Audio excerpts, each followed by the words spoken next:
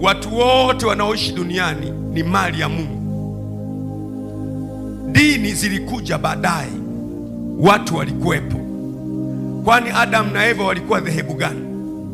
Hawakuwa na dhehebu, walikuwa na Mungu.